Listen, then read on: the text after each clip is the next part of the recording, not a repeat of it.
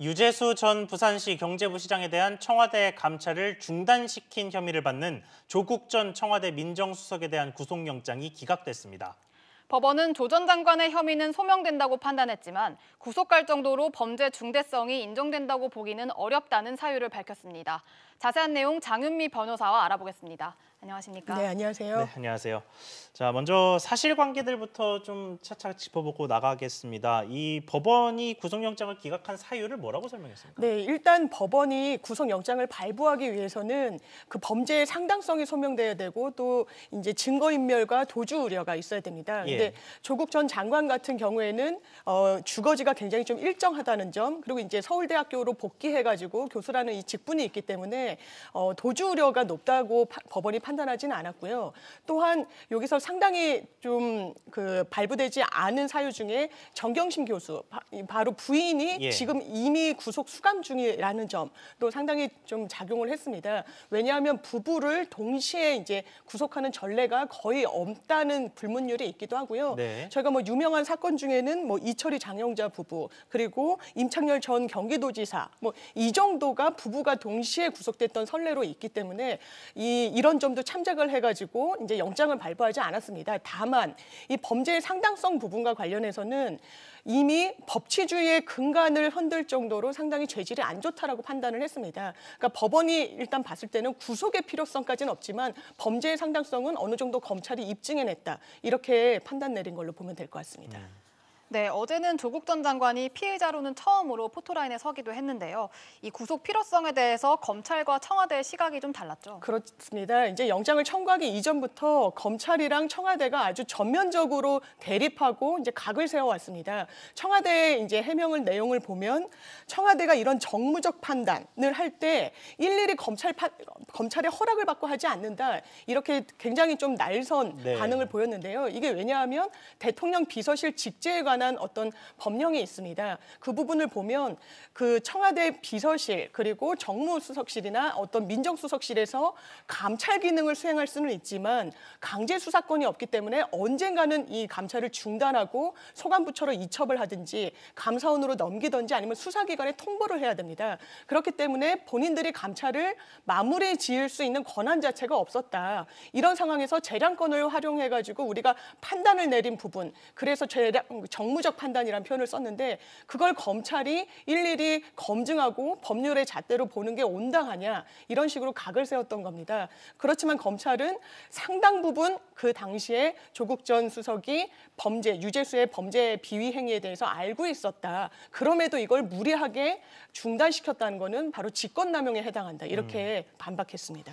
네, 뭐 직권남용에 대한 이야기를 좀 해보기 전에 이 조국 전 장관도 법원에 들어가면서 입장을 조금 내놨습니다. 그렇습니다. 어제 포토라인에 섰습니다. 계속해서 이제 비공개로 수사를 받다가 어제는 이제 공개적으로 들어가는 장면이 이제 연출이 됐는데요. 예. 그때 본인이 굉장히 가혹한 시간을 견뎠다. 그리고 검찰이 영장을 청구한 부분에 대해서는 본인은 동의할 수 없다라고 공식적으로 이야기를 하고 들어갔습니다. 예. 이 말인즉슨 직권남용이라는 것 자체가 지금까지 뭐 고소고발이 되더라도 기소하는 비율 자체가 다소 떨어졌던 범죄인 건 맞습니다. 왜냐하면 입증이 쉽지가 않거든요.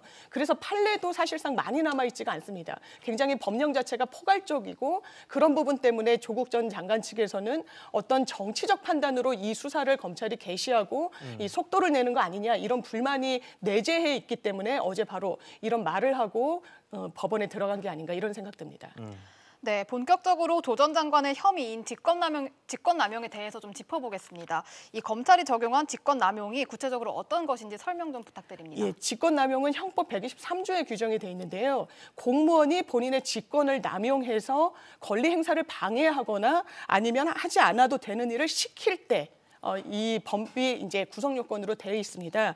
그래서 조국 전 장관 같은 경우에는 청와대에서 당시에 유재수 전 국장의 비위 사실을 핸드폰 포렌식 등을 거쳐서 상당 부분 인식하고 있었음에도 불구하고 이것을 무리하게 왜 중단시켰느냐. 그리고 그 이후에 민주당의 전문위원으로 가고 부산시의 그 부시장으로까지 영전하는 데 있어서는 어떤 다른 정치적인 개입과 의도가 있었던 게 아니냐. 이런 지금 검찰 검찰이 판단을 내리고 있는 부분이고요. 그렇기 때문에 아까처럼 그 조 전 장관 측에서는 아니다. 감찰 중단은 재량적인 정무적인 판단에 근거해서 타당했다. 이런 반론 내세우고 있습니다. 네, 그러면 지금 방금 말씀하신 조국 전 장관의 입장이요. 이 정당한 정무적 판단이었다라고 하면은 네. 이거는 죄가 아니게 되는 겁니까? 예, 이게 만약에 법원도 정무적인 판단이었다라고 보게 되면 어떤 그 무죄를 선고할 가능성이 좀 높아 보입니다. 네. 왜냐하면 그러니까 대통령 비서실 직제와 관련 규정 자체에 청와대 민정수석실에서는 강제 수사를 할 수 있는 권한이 없습니다. 뭐 영장을 청구하거나 뭔가 주요 증거를 확보하거나 이럴 수 있는 권한 자체가 없거든요. 그렇기 때문에 본인들이 언젠가는 이 수사를 중단했어야 된다. 이 감찰 내용을.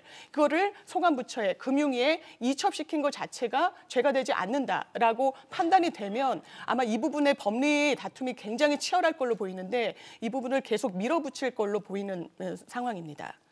네, 그럼 검찰의 구속영장 재청구 여부라든지 앞으로의 수사 방향은 어떻게 보고 계십니까? 네, 일단 검찰은 수사에 제동에 걸린 것 자체를 부인할 수는 없을 것 같습니다. 네. 왜냐하면 구속해서 인신을 확보한 다음에 계속해서 이제 속도전을 내려고 했을 걸로 보이거든요. 일단은 그 법원이 여기에 제동을 건 걸로 보이지만 법원은 판단을 하는 데 있어서 죄질이 상당히 나쁘다고까지 판시를 했습니다. 이 말인 즉슨 어느 정도 유죄 혐의가 좀 소명이 됐다라고 현 단계에선 본다라는 거거든요. 그렇다면 검찰은 영장을 이미 법원이 죄는 어느 정도 소명이 됐다고 하는 상황에서 별도로 영장을 청구하지 않을 가능성이 높습니다. 또다시 기각이 되면 더 역풍을 받을 가능성도 상당히 높아지고요.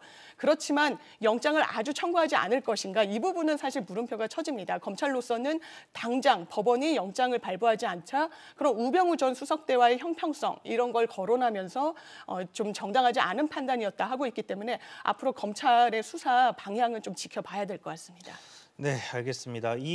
사실 시계를 조금 과거로 돌려보겠습니다. 검찰이 처음에 조국 전 법무부 장관에 대한 수사에 나선 건 가족 문제였습니다. 특히 그 딸 조민 씨에 대한 수사로 시작이 됐는데, 근데 지금은 이제 유재수 전 부시장에 대한 이야기가 훨씬 많이 나오고 가족 이야기는 거의 나오질 않는 것 같아요. 이게 좀 유야무야 되는 겁니까? 아무래도 검찰이 초기에는 굉장히 이 부분도 속도를 냈는데 그래서 조국 전 장관의 신병 처리도 임박했다는 보도가 상당히 많이 나왔었습니다. 네. 하지만 조국 전 장관이 본인이 진술 거부권을 행사함으로써 전혀 이제 수사에 협조하지 않은 부분도 있었고요. 또 정경심 교수와 이 자녀들의 표창장 위조 문제나 가족 비위에 대해서는 전혀 몰랐다라고 하면서 딱 선을 그었습니다. 이런 상황에서 검찰도 더 이상 어떤 입증을 해나가기가 곤란했던 사정이 있을 것 같고 결국에는 신병 처리를 위한 영장도 청구하지 못하게 된 것 같습니다. 그래서 이 부분은 아마 불구속으로 기소할 가능성이 상당히 좀 높아지고 있고 그 자녀 중에 한 분인 그 조민 씨에 대해서도 바로 그 불구속 기소를 지금 판단하고 있다고 그렇게 전해지고 있습니다.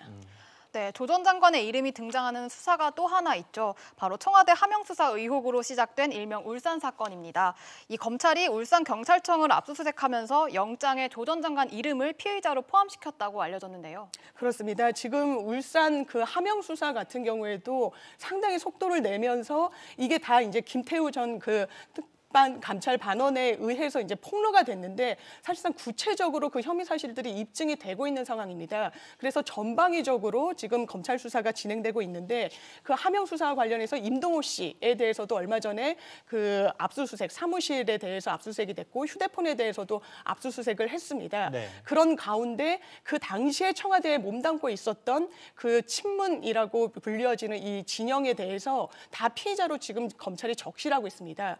한병도 전 정무수석이랄지 그리고 말씀하신 대로 조국 전 그 민정수석 같은 경우에도 그 당시에 경찰청에 그 이 해당 제보를 이첩시켰을 때의 주간 또 수석실이 민정수석실이었습니다. 그렇기 때문에 조국 전 장관에게, 조국 전 민정수석에게 이 부분이 당연히 보고가 됐을 거라고 보고 이게 정치에 개입할 의도에서 작년에 그 2018년도에 있었던 6.13 지방선거를 앞두고 상대 자유한국당의 후보를 낙마시킬 의도에서 이것을 이첩시켰는지 이 부분에 대해서 검찰이 상당히 세밀하게 들여다보고 있기 때문에 조국 전 장관은 이 부분에 대해서도 아마 수사는 계속될 걸로 전망됩니다.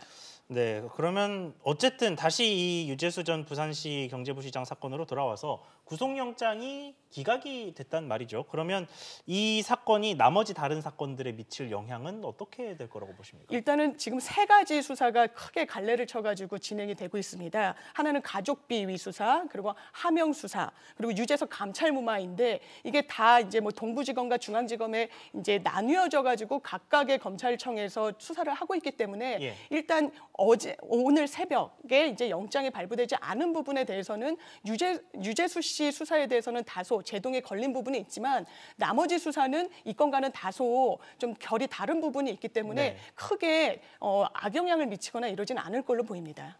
네, 마지막으로 질문 한 가지만 더 드리겠습니다.